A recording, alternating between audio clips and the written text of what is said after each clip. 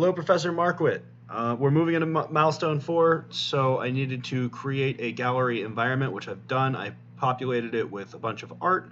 I went ahead and wired all the levels together within the game manager. I finished my VO, and I've done some QA. So um, I think I'm going to just take you through the game, turn my mic off, and let you experience what I've worked on so far, and then I will talk a little bit more about it after the game is complete.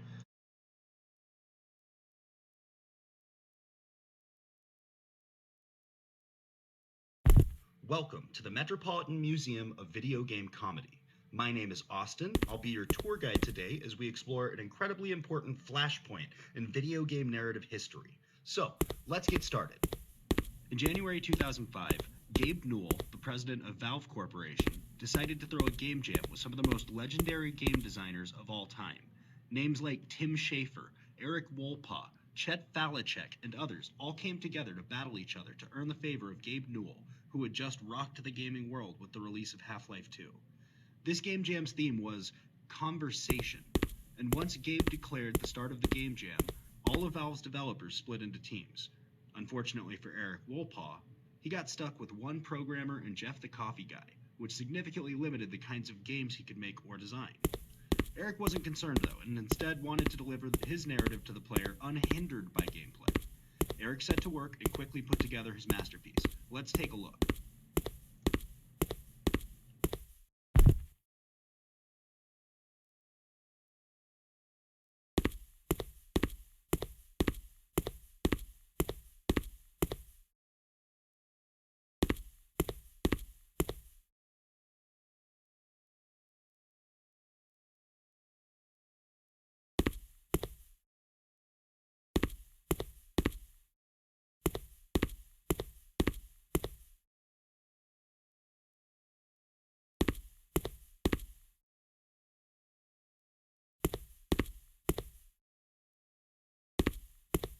And here's a visual joke.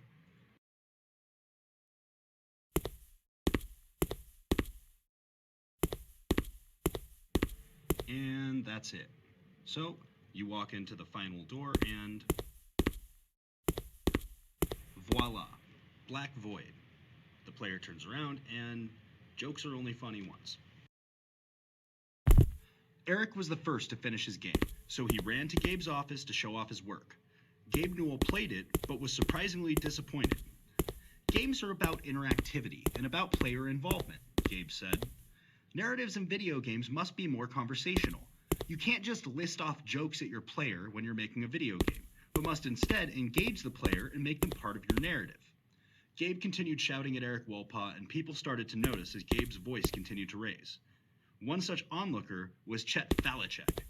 Now, Chet had seen Eric's game and heard Gabe's criticisms, so he ran back to his team, he scrapped the game they were working on, and quickly built a new game based on Gabe's reaction to Eric Wolpaw's 4 jokes. Now, Chet worked all night and had completed his game by morning. It was called Chet Falachek Presents 5 Jokes by Chet Falachek. Alright, let's play it.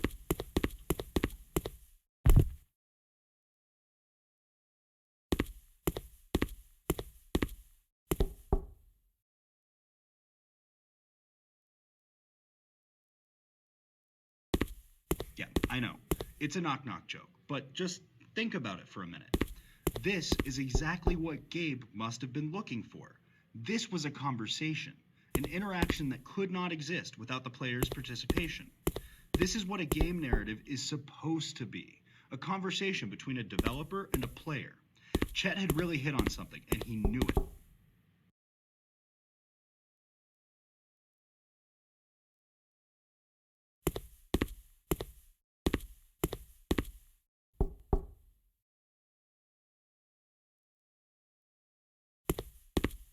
And the player turns around. Falachek knew he had finally found what Gabe was looking for, so he ran up to Gabe's office and loaded up his game. Gabe played Chet's game, shook his head disapprovingly, and walked out of the building. Chet was stunned. Falachek chased Gabe all the way to his car before Gabe would even speak to him. Video games as a medium require choice. Perfect game design is giving your players the ability to make meaningful choices in your games, Gabe said. You've made a game that is essentially just click to read a script. That's not a conversation, it's just boring. As Gabe continued to rip into Chet, he didn't realize someone was listening. Hiding in the bushes close by was none other than legendary game developer Tim Schafer. Schafer knew about Chet's game and heard Gabe's feedback and took off running. He found his team, deleted their project, and set to work on a new game, Tim Schafer's Jokerama.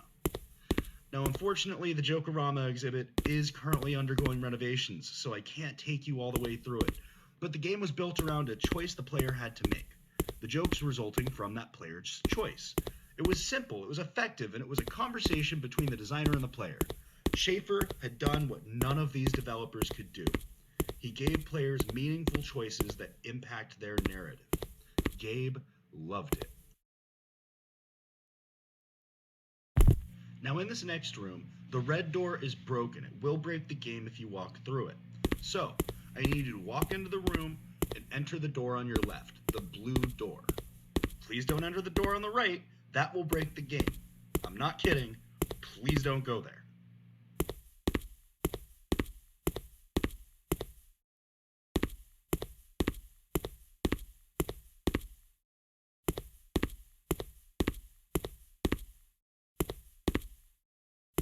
No, please don't.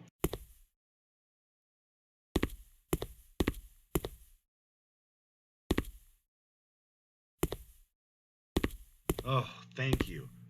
I've had multiple players today try and walk through that red door and it keeps breaking the game. And all I want to do is actually finish this tour. So, Gabe was very impressed with Tim Schafer, and upon reflection added some of these ideas from all three of these games into some of his future projects, including Left 4 Dead and Portal, which Chet and Eric actually wrote on both of those games. That actually concludes this exhibit. So our next exhibit will be the Abstract Art exhibit. The Abstract Art exhibit. Why is there an Abstract Art exhibit in a museum about video game comedy? I'm not really sure. Figure it out. Maybe this whole game so far has been a piece of abstract art. Maybe this game jam didn't actually happen and I'm just using it as a metaphor to teach you about how to create a narrative in video games that is engaging. Or maybe not.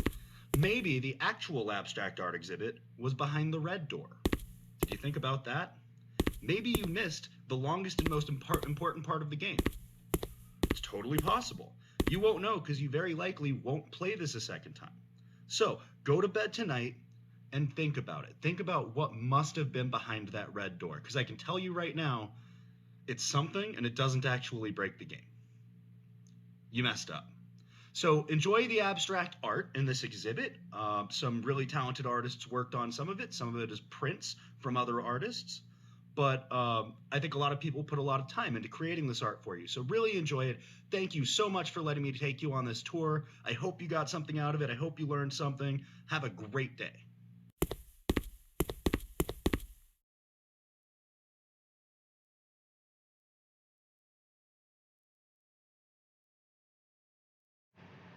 So that's that. There are some things that I probably would have done differently had I been able to spend just a little bit more time on it. I'm not done with the game. I will continue to work on it as it's very close to being a portfolio piece.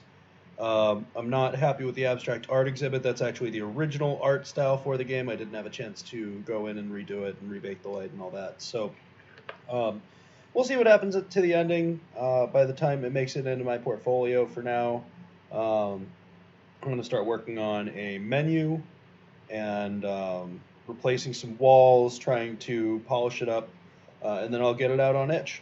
So I hope you liked the game. I will get you an executable for it just as soon as I can.